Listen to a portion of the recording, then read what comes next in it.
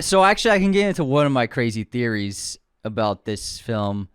I think that this entire suburban household is actually a mental institution that Beau is stuck in. He's put there after he's picked up after running around the streets naked and gets hit by a car. Oh, that's interesting. And so I think Roger is a representation of a doctor, and then Grace could be a representation of a nurse who worked there, and then Tony, the daughter, is actually a patient that he's forced to share a room with, and she's upset that her room's being shared with someone else, and that so that works into that favor as well for that character. So same with the war veteran. Exactly, the war veteran is another person in the mental institution, and so I think that he's actually stuck there because when you become a danger to society, you cannot leave a mental health institution. It's like there are cases where you can volunteer yourself to be put in, but then there are cases where you're involuntarily put into for the safety of yourself and the well-being of others. So I think that he's actually stuck in a mental institution, and these are actual doctors that are taking care of him,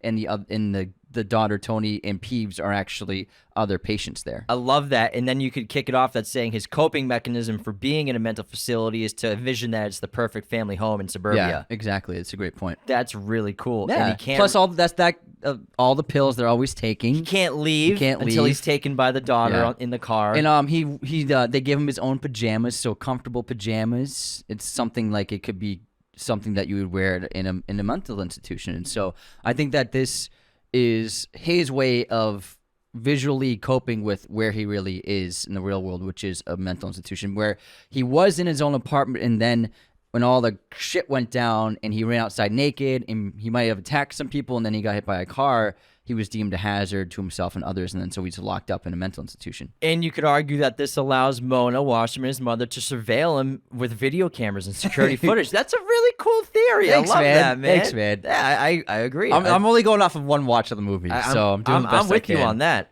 I think we just combined the great metaphor. A super metaphor. He's in a mental facility and he's using the perfect dream of suburbia as a coping mechanism. Yeah, exactly. Hey, I like that, man. I think we figured it out. Thanks, man. Possibly. I don't know about that. It's just a theory. Good stuff. But also, what I love about the sequence is it shows the mass overdiagnosis of illnesses that we're seeing, especially in America. Affirming care, you know what I mean? Not just affirming care, but overdiagnosis of illnesses that require medication, or that Big Pharma says you require medication. Of course, plenty of people, they need medication, they have ailments, or they have some sort of mental health issue going on.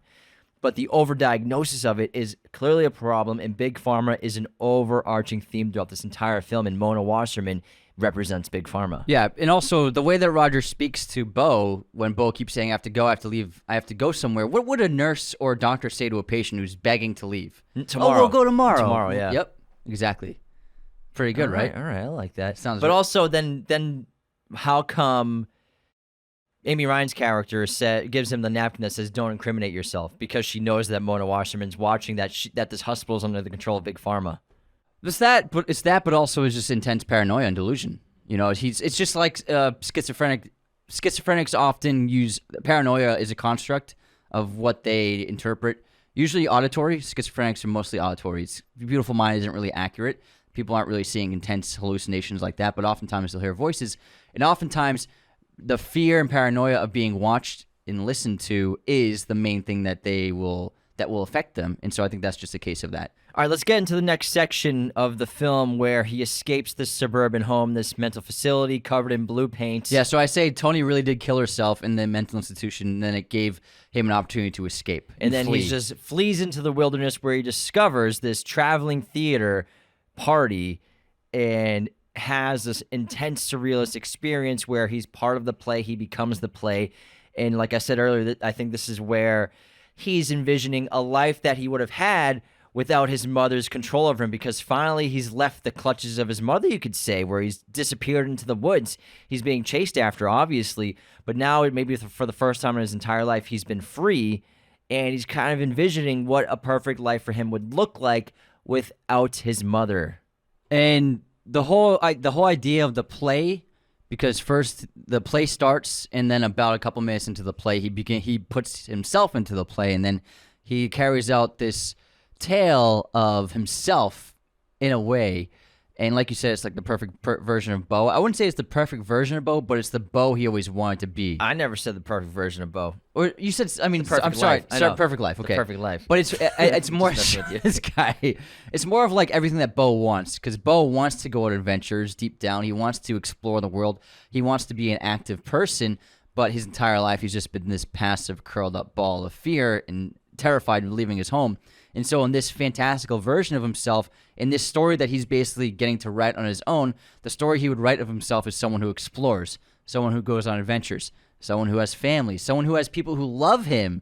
My sons, my beautiful sons. He has people who depend on him. He's not dependent anymore. People depend on him. He has a family. These are things that he's always wanted for himself. And the only way that he can ever experience them, he's realizing, is by inventing them. And so putting himself into that story and playing that out is his way of dealing with that desire he constantly has.